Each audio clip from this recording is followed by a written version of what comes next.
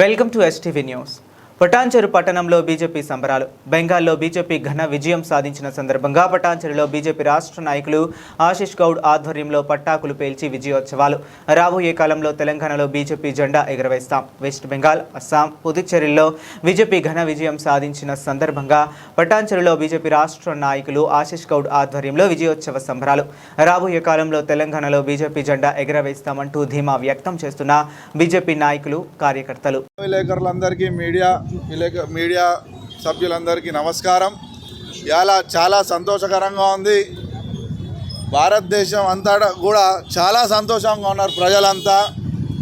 ధర్మానికి అధర్మానికి జరిగిన యుద్ధంలో ధర్మం అఖండ మెజారిటీతో గెలిచింది.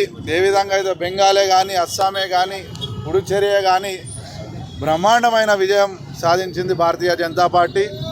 అదే విధంగా వచ్చే 2028లో తెలంగాణలో కూడా ఇదే విధంగా రిజల్ట్ రాబోతుంది.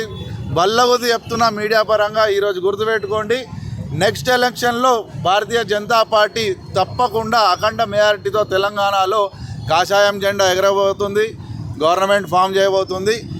అలాగే యువతకు కూడా పెద్దపీట వేయబోతుందని ఈ మీడియా ద్వారా తెలియజేస్తున్నాను.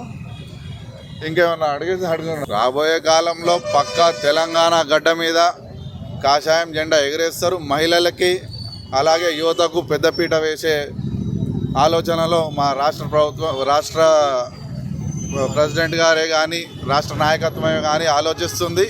ముఖ్యంగా యువకులకు ఎక్కువ అవకాశాలు ఎక్కువ ఉన్నాయి. ఎందుకంటే మీరు చూస్తున్నారు, బెంగాలే కానీ, అస్సామే కానీ ఏ విధంగా అండ్ తమిళనాడే అనుకోండి, యువత ముఖ్యంగా కొత్త రక్తాన్ని కోరుకుంటుంది.